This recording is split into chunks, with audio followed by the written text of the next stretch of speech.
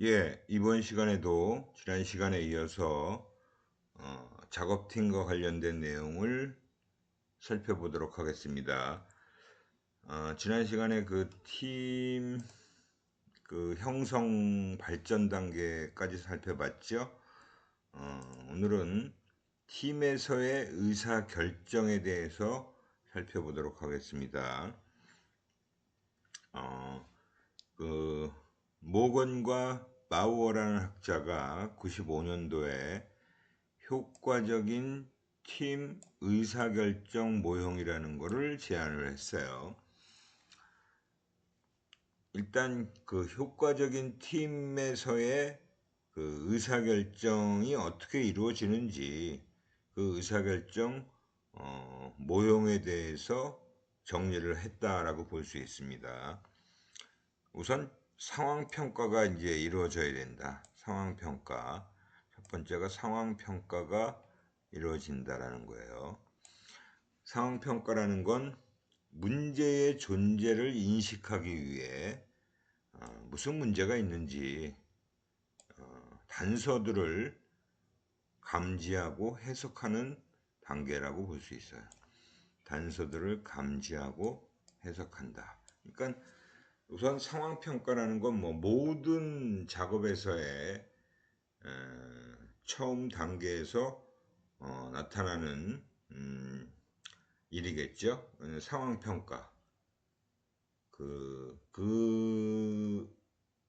문제가 뭐가 있는지를 정확하게 파악해내기 위해서 우선 단서들을, 그 문제가 될 만한 것들에 대한 단서들을 찾아내고 해석하는 단계다라고 보시면 됩니다.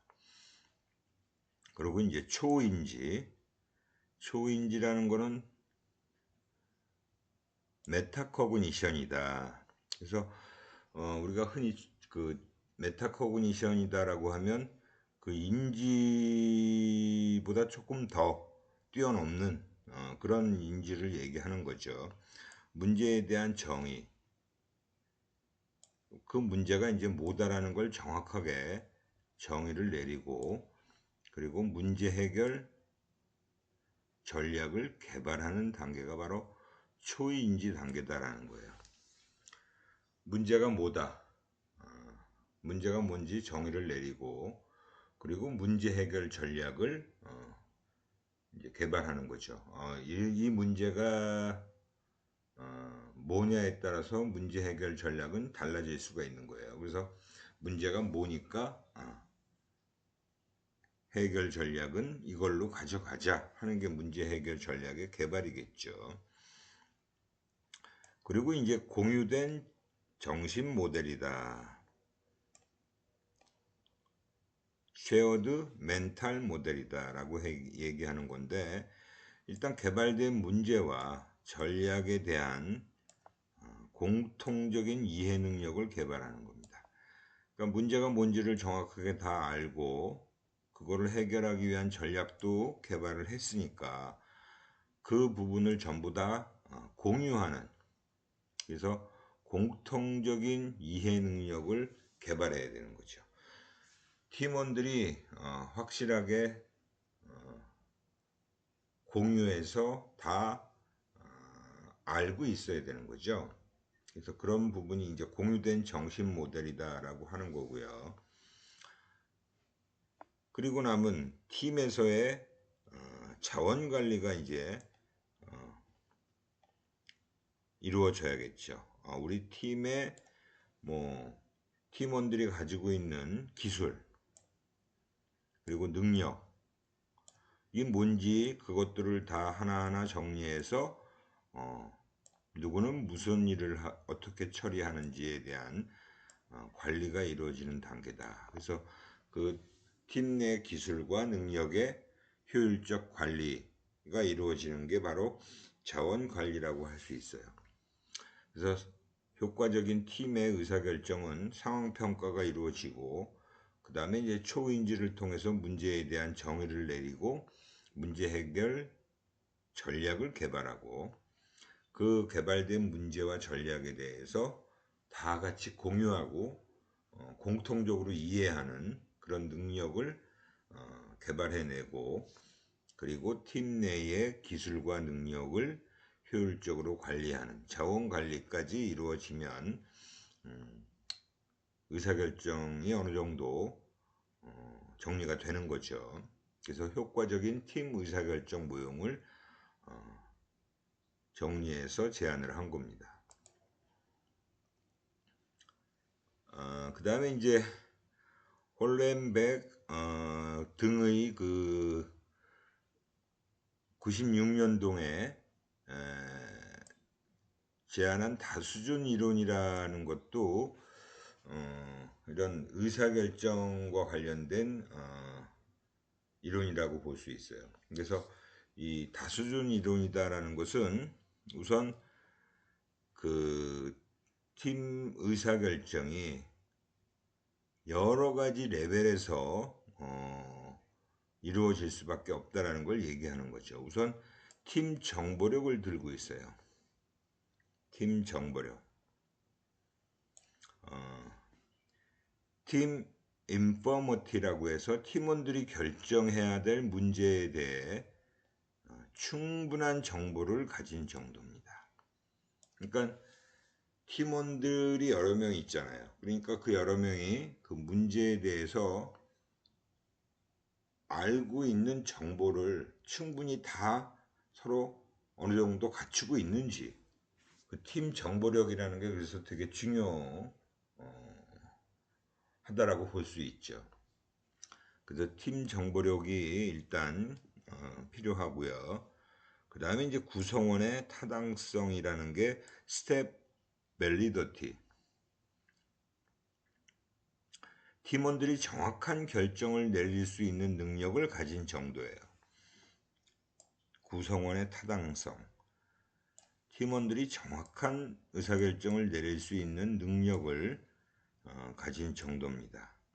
그래서 얼마나 그 팀원들이 제대로 적합하게 잘 구성되어 있느냐, 그런 정확한 결정을 내릴 수 있는 능력을 갖추고 있는 정도다라는 것이죠. 팀은 정확한 결정을 내릴 수 있는 능력이 서로 다른 사람으로 일단 구성되어 있어요. 그 각기가 다른 그런 능력들을 갖춘 사람들로 구성되어 있다라는 거죠. 그래서 그 팀 구성원들의 평균, 능력의 평균을 바로 구성원 타당성이라고 하는 겁니다. 그래서 구성원 타당성은 정확한 결정을 내릴 수 있는 팀 구성원의 능력의 평균이다. 다 다르잖아요. 그죠? 능력들이. 그러니까 그런 능력들의 어떤 평균을 가지고 구성원 타당성이다라고 얘기를 하는 거고요. 그 다음에 이제 세 번째가 양자간 민감성이다라고 해서, 양자간이라는 건 이제 두 사람 간의 그 관계를 얘기하는 거죠. Dyadic sensitivity. 팀 리더가 최종 결정을 내릴 때 팀원들이 제시한 의견의 가치를 평가하는데 민감한 정도를 얘기하는 거예요. sensitivity, 민감한 정도.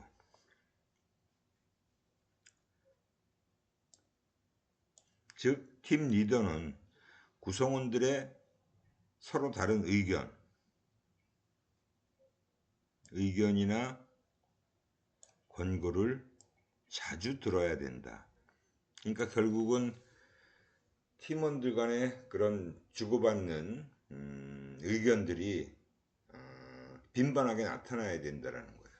그래서 그런 것들을 통해서 팀 리더와 구성원들 각자들 간에 서로 다른 의견들을 팀 리더가 자꾸 듣고, 그죠? 이렇게 결정하는 게 좋겠다 하는 권고도 자꾸 들어야겠죠. 그런 부분을 얘기하는 것이 바로 양자간 민감성이다. 그러니까 이런 팀 정보력, 구성원 타당성, 양자간 민감성이라고 하는 그런 여러 가지, 그래서 의사결정이 효율적으로 이루어지기 위해서는 이렇게 다수준, 여러 가지 수준을 다 고려해야 된다라는 게 바로 다수준 이론이다라고 보시면 됩니다. 그 다음에 이제 효과적 팀 의사결정에 저해 요인을 또 얘기한 학자가 있어요. 구조라는 학자가 95년도에 효과적 팀 의사결정의 저해 요인이다. 그러니까 팀 효과적인 의사결정을 내리는데 방해가 되는 요인을 얘기하는 거겠죠. 우선 첫 번째가 팀원들 간의 정보의 불균형입니다. 아까도 앞서서 얘기했잖아요. 팀원들 간에 사실은 정보를 가지고 있는 게 다 달라요. 누구는 뭐 정보 소스도 많이 갖고 있고 그에 따라서 정보도 많이 알고 있는가 하면 또 누구는 정보 소스도 좀 빈약하고 또 그러다 보니까 정보도 조금밖에 모르고, 그러니까 팀원들 간의 정보의 불균형이 일어나게 되면, 그 불균형이 좀 심하면 그러면 아무래도 의사결정을 내리는데 좋지 않은 영향을 미치게 되겠죠. 어느 정도 차이는 있지만, 분명히 그 팀원들 간의 정보에 대한 능력의 차이는 있지만 어느 정도 차이가 있느냐, 그 불균형 정도가 어느 정도 되느냐도 중요한 요소가 되겠죠. 또 그러다 보니까 정보 통합에 어려움도 발생할 수 있어요. 정보 통합의 어려움, 정보의 불확실성. 근데 사실은 그 구성원들이 각기 서로 다른 정보들을 끄집어냈을 때 어떤 구성원의 정보는 정말 100% 믿을 만한 정보가 될 수도 있고, 또 어떤 구성원의 정보는 신뢰도가 좀 약할 경우도 있고요.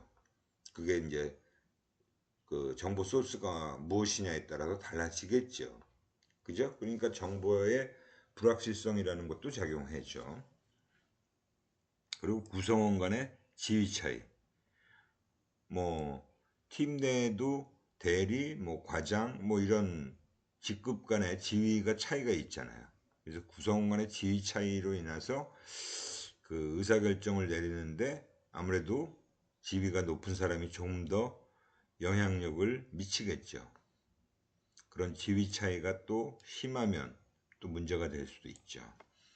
그 다음에 이제 정보의 중요성을 평가하는 것에 어려움이라는 것도 작용해요. 그죠? 그런 어려움, 이런 것들이 정보 통합의 어려움으로 작용하는 거죠. 야, 이 정보는 맞는 정보니까 우리가 쓰고, 이거는 맞지 않으니까 쓰지 않고, 그렇게 판단할 수 있는 것도 정확한 근거가 있어야 되는데, 그렇지 못하게 될 경우에는 정보를 통합한다는 것 자체가 문제가 될 수도 있으니까, 그래서 이렇게 정보를 확실하게 통합한다는 게 어려울 수 있다는 거죠. 이것도 또한 효과적인 팀 의사결정을 저해하는 요인이 될 수 있다는 걸 얘기하는 거고요. 뭐 스트레스의 어떤 작동되어지는 부분도 일단 그런 의사결정을 내릴 때 스트레스가 당연히 작동되죠. 작용이 되고, 결정의 모호성이에요. 의사결정을 내리는데 확실하지가 않은 그 모호성 부분이 또 문제가 돼요. 그리고 시간적 압박, 촉박한 시간, 그죠? 시간에 쫓겨서 의사결정을 내리면 아무래도 의사결정 자체가 확실하지가 않을 수도 있고 정확하지 않을 수도 있다는 거죠. 그리고 업무에 대한 부담, 이런 것들이 다 역시 스트레스 요소로 작용을 합니다. 그래서 결국은 이런 효과적인 팀 의사결정을 내리는데 방해하는 요인으로 작용될 수 있다는 것을 지적한 게 바로 이 구조의 저해 요인이다라고 볼 수 있어요. 이 세 가지, 팀원들 간의 정보의 불균형, 정보 통합의 어려움, 그 다음에 스트레스, 이렇게 세 가지가 저해 요인으로 작용한다는 것도 여러분들이 좀 알고 계셔야 될 것 같습니다. 그 다음에 이제 팀워크의 원칙이에요. 이 팀워크의 원칙이라는 것도 팀워크 자체가 굉장히 중요한 부분이죠.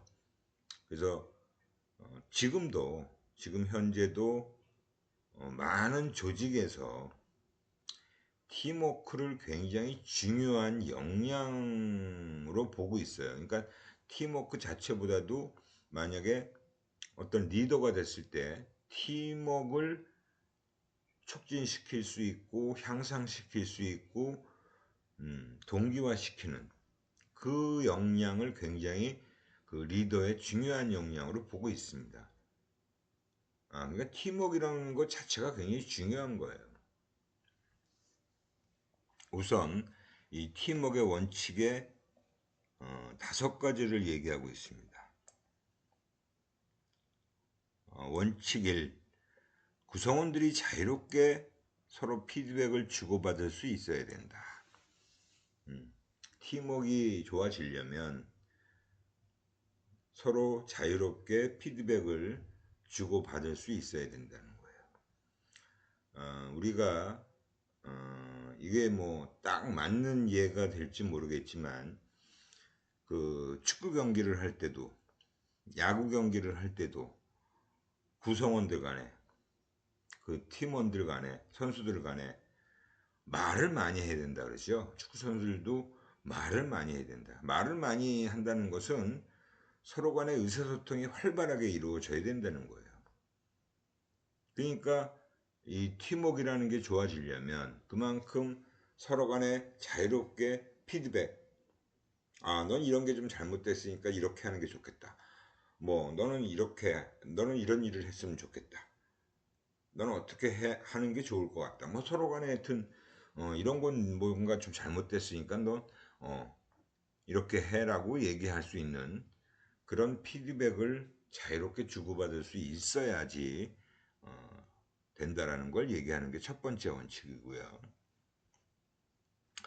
팀워크 2, 두 번째 원칙은 작업 과정에서 서로 돕고자 하는 의지, 준비, 성향이 있어야 된다는 거예요. 그러니까 작업하는 과정 속에서 보면 서로 간에 도우려고, 그러니까 나만 잘하는 게 중요한 게 아니에요. 팀이라고 하는 것은 팀원들이 5명이다. 그러면 그 5명의 팀원들이 각기 일을 제대로 책임지고 잘하는 것도 중요하지만 중간에 작업하는 과정 중에 어느 팀원 하나가 조금 부족하거나 조금 느리거나 이럴 때 그 팀원을 도와주려고 하는 그 마음, 의지가 굉장히 필요한 거예요. 그리고 팀원들을 도우려고 하는 준비가 돼 있어야 되고 또 그런 성향도 있어야 되는 겁니다. 그 팀워크라는 게 그래서 중요한 거예요. 그 협력이라는 것도 되게 중요하잖아. 협업이라고 얘기를 하죠. 그러니까 나 혼자 능력이 뛰어나고 나 혼자 막 잘한다고 해서 결코 좋은 성과가 나올 수 없다라는 거예요. 그래서 그 팀워크라는 게 공동으로 일하는 그 팀원들 간에 서로 돕고자 하는 의지가 얼마나 있느냐 하는 부분이 굉장히 중요하다라고 볼 수 있고요. 그 다음에 팀워크의 3번째 원칙, 서로의 협력과 노력이 집단 성공을 결정한다고 생각해야 돼요. 뭐 이 역시도 그죠? 협력이라는 게 되게 중요하죠. 협력과 노력이라는 부분이 집단 성공을 결정한다 라는 생각을 있어야 돼요. 그런 생각을 하고 있어야 되는 거지. 서로 협력하고 공동으로 노력하는 것이 정말 우리가 성공할 수 있다. 그렇게 일하게 되면, 그렇게 작업을 하게 되면 성공을 결정한다. 라고 생각을 해야 돼요. 그래서 나만 일 잘하면 된다라고 생각하는 사람은 조직에서 그렇게 환영하지 않는다 그랬잖아요. 그죠? 그리고 이제 네 번째 원칙 4. 팀원들 간의 상호 의존성이 높다. 상호 의존하려고 하는 성향이 높아야 된다는 거예요. 상호 의지하고 의존. 그죠? 난 역시 이 동료가 있어서 든든해. 그런 마음이 들어야겠죠. 믿고 의지하는 마음. 그죠? 그게 상호 의존성이 될 수 있는 거죠. 그리고 팀워크를 다섯 번째 원칙은 팀워크를 지지하는 리더가 있어야 된다.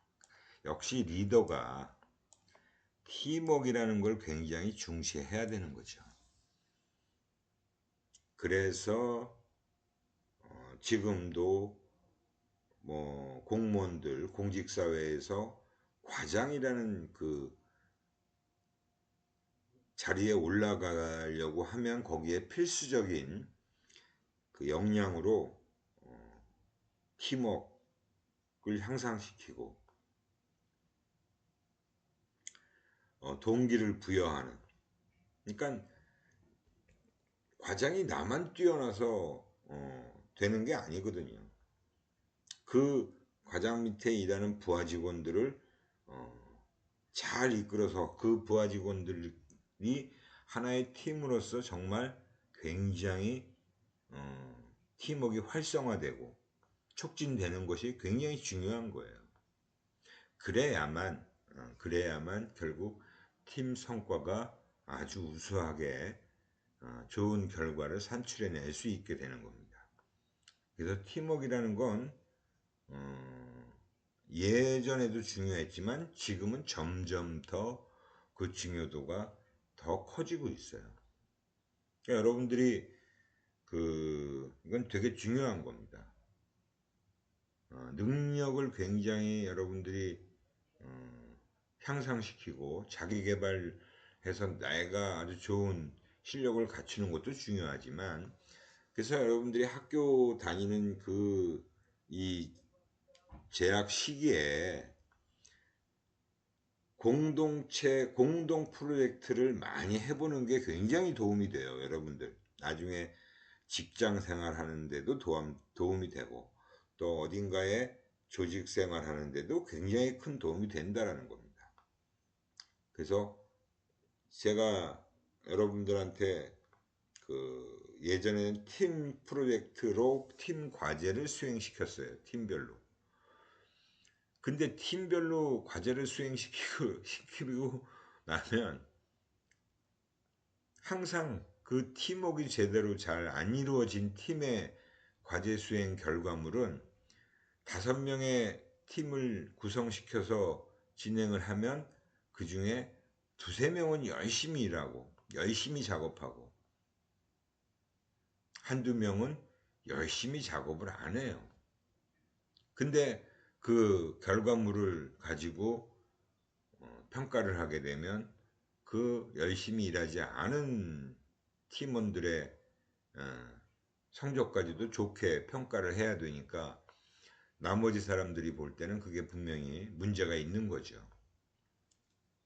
그래서 막 항의를 하는 학생들도 있었고요. 굉장히 그런 문제가 제가 몇 년 동안 해보다 보니까 그런 문제가 자꾸 지속이 되는 거예요. 그래서 그런 부분을 방지하기 위해서 뭐 과제 수행 팀 과제를 해놓고 거기서 리더를 뽑고 조장을 뽑고 그 조원들의 역할 분담을 명확하게 다 명시를 하고 그 역할 분담 해놓은 상태에서 그 역할들을 얼마나 수행을 잘했는지를 조장이 책임지고 그 비율을 제대로 잘 나타내라고 이제 했던 적도 있어요. 근데 아무튼 여러분들이 공동으로 작업하는 그런 팀 프로젝트를 자꾸 해보고 정말 팀워크가 좋아야 된다는 걸 여러분들이 스스로 느껴야 된다는 거죠.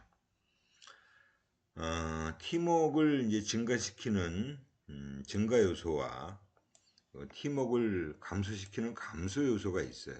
그래서 그 내용을 보면 우선 팀웍을 증가시키는 증가 요소에는 팀 목표에 대한 동의가 이루어져야겠죠.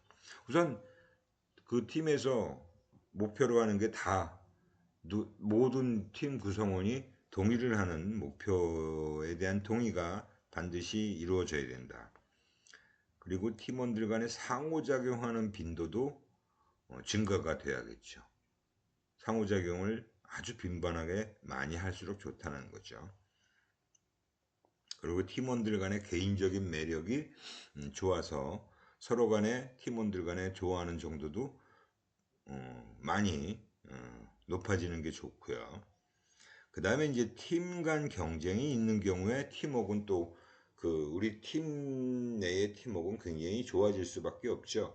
옆 팀하고 경쟁을 하는 상황이라면 훨씬 팀워크는 더 증가할 수밖에 없어요. 그 다음에 이제 서로 간에 호의적인 평가가 이루어지면 팀워크는 증가하게 되어 있습니다. 반대로 팀워크가 감소하는 요소도 있어요. 목표하는 바에 대해서 누군가가 반대를 해요. 나는 그 목표에 대해서 동의할 수 없어. 그러면 벌써 이제 불협화음이 생기게 되고 문제가 발생되죠. 그리고 팀 크기가 너무 커요. 팀 크기가 거대하면 아무래도 그 팀원들, 구성원들 간에 일치된 모습이 나타나기 어렵습니다. 그리고 이제 팀 내에서 불만족스러운 경험을 하게 되면 또 역시 팀 의존성이 떨어지겠죠. 상호 의존성이. 그 다음에 팀 간 경쟁이 아니라 팀 내에서 경쟁 의식이 붙게 되면 그 팀 내 경쟁이 오히려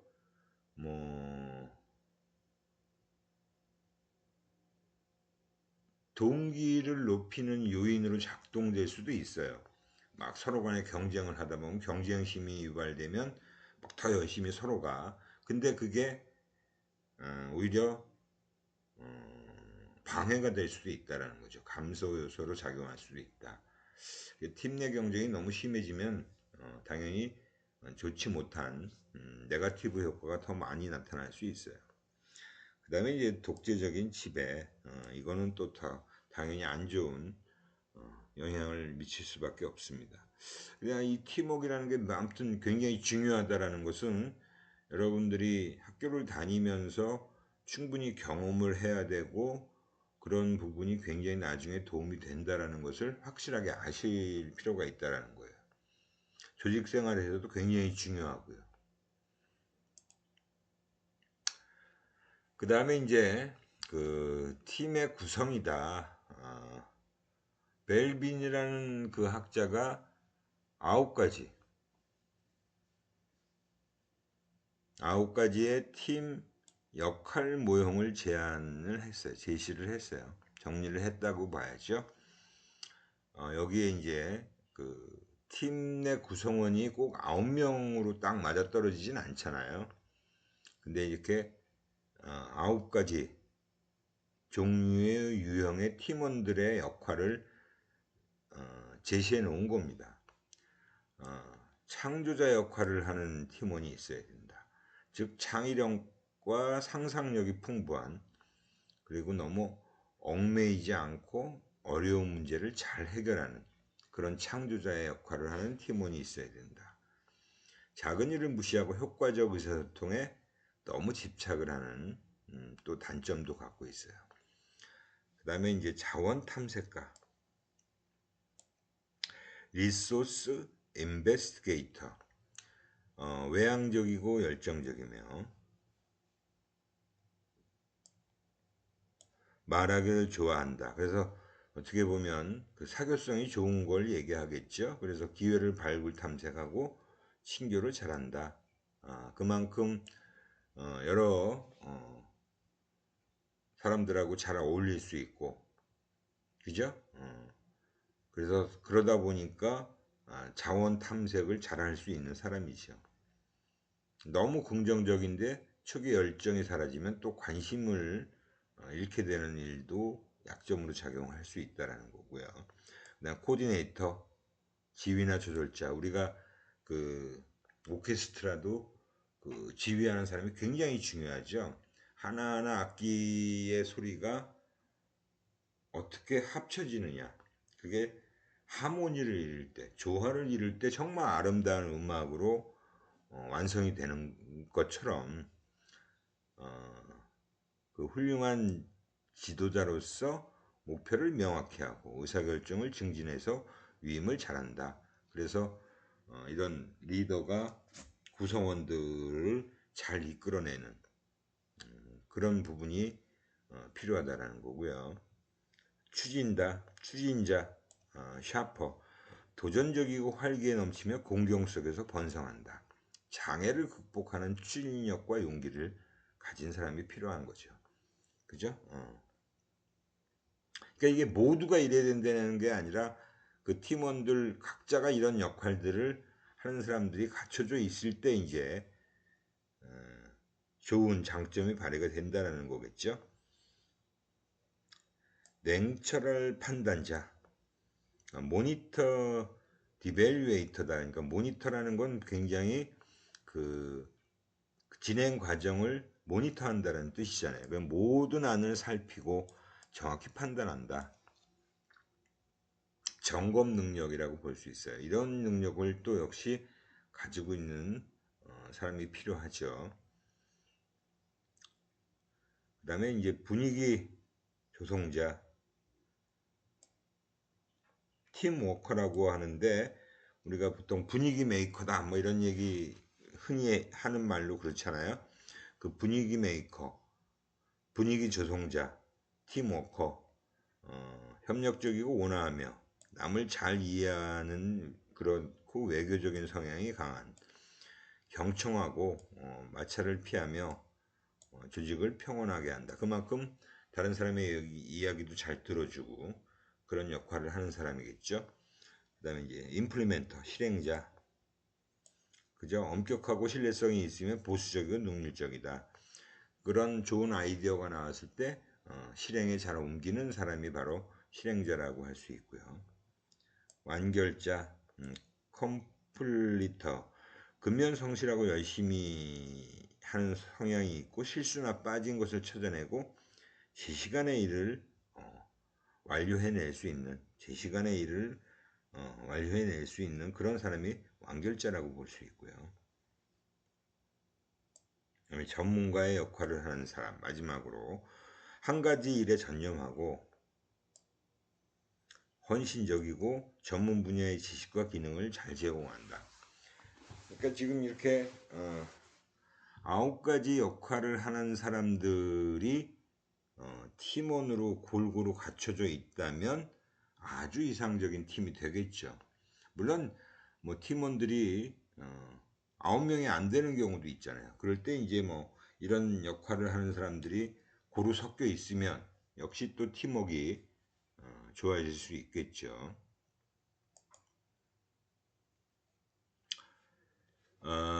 효과적인 팀에서의 대인 과정이다라는 건 그러니까 팀원들 간의 이제 대인 관계를 얘기하는 거죠. 서로 간에. 그 중에 이제 가장 기본적인 게 의사소통이에요. 커뮤니케이션이죠. 그게 이제 원활하게 잘 이루어져야 돼요. 솔직하고 지속적이고 규칙적이다. 솔직하고 지속적이고 그리고 규칙적이어야 된다. 그러니까 팀원들 간의 의사소통이 막 왔다 갔다 하면 안 되죠. 이 오락가락하거나 막 들쭉날쭉해도 안 되고 솔직하고 지속적이고 규칙적으로 의사소통이 이루어져야 되고요. 그 다음에 이제 하루에 일을 하고 난 뒤에 검토하기 위해서 한둔 짧은 그 비공식적인 만남, 점검 회의죠. 근데 이런 건 오래 할 필요는 없고요. 그냥 체크하는 정도로 짧은 비공식적인 만남을 갖는 것도 필요하다. 그다음 수행 진척을 논의하기 위한 주간 공식적 회의. 이건 이제 보통 뭐 금요일 오후 내지는 월요일 오전에 일주일을 시작하면서 주간 미팅을 가져요.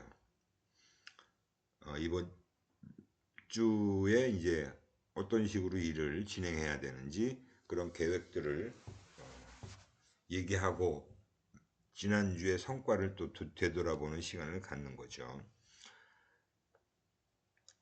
그 다음에 팀 내 새로운 정보의 빠른 전파. 그러니까 누군가 팀원들 중에 새로운 정보를 가지고 있다면 그런 것들을 팀원들하고 빨리 공유할 수 있는 시간을 갖는 게 좋다는 거죠. 빨리 전파하고, 그다음에 문제가 발생했을 때 당연히 팀원 간 자유롭고 솔직한 논의와 조언을 요청하는 거. 이것도 굉장히 중요한 일이에요. 무슨 문제가 있거나 실수를 저질렀다고 그걸 감추고 있는 게 아니라, 이거 내가 일하다 보니까 이 부분은 내가 실수를 했는데 이런 문제가 발생했어. 이런 것들을 어떻게든 해결해야 되는 게 좋지 않겠냐. 이제 그런 것들에 대해서 확실하게 팀원들 간에 공유하고 도와달라는 요청도 해야 되고요. 그다음에 이제 팀 내 자원 현황에 대한 빠른 인식이다. 이건 어떻게 보면 이제 자원 현황이라는 건 지금 현재 팀 내의 뭐 인력들의 자원 현황이죠. 뭐 누구누구는 어느 정도까지 자원 소모를 했고 누구누구는 이 정도 그런 자원 현황에 대한 인식을 빨리 하는 것도 필요하다라는 거죠. 그 의사소통이라는 게 이제 이러한 측면에서 굉장히 중요하다. 어떻게 보면 의사소통이 굉장히 많은 부분에서의 역할을 한다라고 볼 수 있어요. 그러니까 우리가 의사소통 역량이라는 것도 이 갖추어야 될 역량, 리더로서 갖추어야 될 역량에 꼭 들어갑니다. 팀워크 향상, 촉진 역량도 들어가고 의사소통, 그다음에 동기부여 이런 것도 굉장히 꼭 들어가는 역량이다라고 볼 수 있고요. 그다음에 이제 갈등이라는 것도 무조건 나쁜 게 아니에요. 유익한 갈등도 있다라는 거죠. 팀 내의 관계가 팀원들의 관계가 항상 좋게만 가도 오히려 그게 더 나쁜 결과를 초래할 수도 있어요. 그러니까 유익한 갈등이라는 것은 그 갈등이 발생됐을 때 서로 그런 다른 관점을 이해하려고 노력하는 계기가 되고 또 서로가 함께 만족할 수 있는 해결책을 찾으려고 노력하는 시간이 된다라는 거예요. 근데 항상 뭐 서로 좋으면 그냥 좋게 잘 굴러가고 있다라고만 생각하면 이런 시간 갖기가 어렵죠. 또 갈등의 해결이 서로의 관계를 더욱 굳건히 하는 그런 계기가 된다. 그죠? 비온 뒤에 땅이 더 굳는다라는 얘기를 하잖아요. 그죠? 장래의 갈등도 해결할 수 있다는 또 확신을 갖는다. 그러니까 그런 갈등으로 인해서 문제가 발생했을 때 그걸 해결하면 또 더 굳건해지고 끈끈해지고 또 앞으로 또 어떤 갈등이 생겨도 우리는 해결할 수 있어 라는 그런 확신을 갖는 그런 시간이 된다라는 거예요. 도움이 될 수 있다라는 거죠. 그 다음 세 번째가 응집력이에요. 뭐 이거는 집단 역학에서도 항상 얘기하고 굉장히 그 팀원들이 소속 팀에 대해서 매력을 느끼고 계속 그 팀에 남으려 하는 정도가 강한 걸 응집력이다라고 얘기합니다. 뭐 집단에서도 얘기하고 이 응집력은 항상 빠지지 않는 요소가 되겠죠. 공개적인 의사소통을 촉진하고요. 그 다음에 이제 집단 사고의 가능성이라는 것도 존재하게 되고 팀 단위의 보상의 응집력을 높이게 된다. 결국은 팀원들 개개인에 대한 보상보다는 그 팀 단위로 보상이 이루어지게 되면 역시 우리 팀이 최고야. 우리 팀이 이렇게 열심히 하니까 팀한테 이런 보상이 주어지는구나 라는 생각을 할 수 있게 된다는 거죠. 그 다음에 이제 네 번째가 신뢰라고 하는 측면은 어떻게 보면 가장 기본적인 것이자 필수적이다라고 볼 수 있어요. 팀원들 간의 상호 신뢰가 강해야겠죠. 뭐 우선 이런 그 믿음이 바탕되지 않는 거는 다른 건 다 소용없어요. 이런 신뢰가 바탕이 되니까 서로 정보 공개도 하고 서로 뭐 좋은 피드백이든 나쁜 피드백이든 원활하게 할 수 있는 거고, 이런 상호 신뢰가 굉장히 강해야 된다는 거죠. 그래서 이 공개적인 의사소통을 촉진하게 되고 또 협력 의도도 높아지고 충성심도 증진하게 되고 에너지의 낭비를 줄이게 되는 일도 역시 신뢰에서 비롯된다라고 보시면 됩니다. 그래서 이런 팀을 위한 인사 선발 또는 교육도 중요한 역할을 하겠죠. 일단 팀 기능을 촉진하는 개인 특성, 이런 특성을 가진 사람을 뽑아야 되는 거예요. 팀원으로. 우선 학습 능력, 스트레스에 대한 인내력, 모험 감수 성향이 좀 있는 사람을 뽑아야 된다.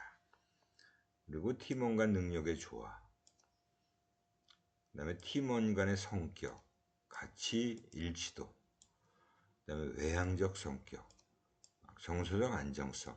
그러니까 이건 뭐 기본적으로 성격이라는 것도 굉장히 중요하잖아요. 그러니까 너무 외향적이면, 내향적이면 자기의 속에 있는 마음을 잘 표출 안 하고 그냥 꿍 하고 있는 성격이면 다른 팀원들이 그 팀원이 무슨 생각을 하고 뭐 어떻게 일을 하고 있는지를 잘 알 수가 없어요. 그렇기 때문에 팀원들과 활발하게 의사소통이 이루어지고 상호작용이 일어나려면 외향적 성격은 반드시 기본적으로 갖추고 있어야 되는 거죠. 그리고 정서적으로도 안정돼 있어야 됩니다. 이거는 뭐 말할 필요가 없는 아주 필수적인 특성이라고 볼 수 있어요. 그리고 이제 팀 교육을 위한 과업 분석하는 것도 이제 팀 교육입니다. 개인 교육이 아니고, 우선 팀 교육에선 팀 효과성 증진을 최종 목표로 하는 거죠. 팀 효과성을 높이는데 필요한 교육. 역시 뭐 모든 교육에는 이 주제 전문가를 활용한 과업 정보를 수집하는 게 필요하고요. 그 다음에 과업 수행에 요구되는 KSA, 그 다음 태도, 이런 것들을 다 또 모아야 되고, 그리고 팀 효과성 평가 준거를 개발해야 돼요. 그리고 평가 준거에 따른 KSA의 중요도를 분석하고요. 교육 내용을 설계하는 이런 것들이 이루어지게 되어 있습니다. 프리에토라는 또 학자가 이런 팀 수행 향상을 위한 사회적 기술이다라는 것을 또 얘기를 했습니다. 언급을 했는데 이런 것이 필요하다는 거예요. 팀원들로부터 인정을 받는다. 중요하죠. 인정받는 것은 되게 중요한 일이죠. 그 팀원들의 결속을 강화시키는 거. 팀의식. 우리가 팀의식은 팀 스프릿이에요.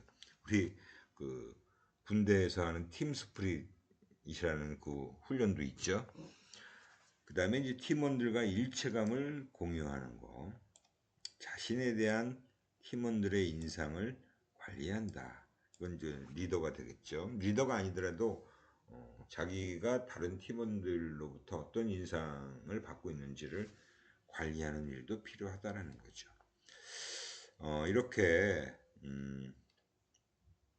팀을 위한 그 선발, 교육이라는 부분이 또 필요하고 중요한 일이 될 수 있다는 거예요. 팀 수행은 마찬가지로 개인 교육의 논리하고 같다. 팀 교육의 논리도. 그다음에 팀 교육 활동은 팀 구성원들에게 공유된 정신 모델. 그러니까 그것들을 다 서로 하나의 그 정신 모델로 공유를 해야 되고요. 그다음에 지식 구조를 제공하는데 주안점을 둔다. 그죠? 팀 교육의 구조라는 건 팀 수행을 기본으로 해서 인지, 지식, 행동, 기술, 태도, 정서, 생각하기, 행동하기, 느끼기, 이것들이 다 이루어져야 된다는 겁니다. 그만큼 이 팀을 위한 선발의 팀원 구성하는 것도 굉장히 중요하고요. 그 구성된 팀원들을 교육시키는 일도 중요하다라고 볼 수 있어요.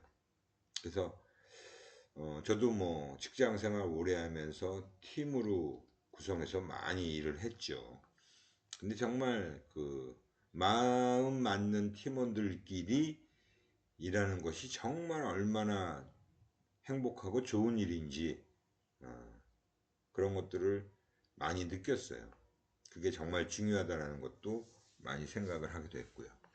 여러분들도 학교 다닐 때 재학 중에 이 팀이라는 걸 이뤄서 뭐 봉사를 하던 어떤 프로젝트를 하던 아니면 공모전을 준비하던 하여튼 뭘 하든 간에 팀을 이뤄서 한번 꼭 팀워크를 다지는 그런 경험들을 반드시 해보시기 바랍니다. 그래서 그건 나중에 여러분들이 취업을 할 때도 뭐 또 사업을 하든 뭐 직장 생활을 하지 않을 때도 매우 중요한 부분이 될 수 있으니까 반드시 경험을 해보시기 바래요. 예, 팀과 관련된 내용은 이 정도로 마치도록 하겠습니다. 수고들 하셨고요. 다음 시간에 뵙겠습니다.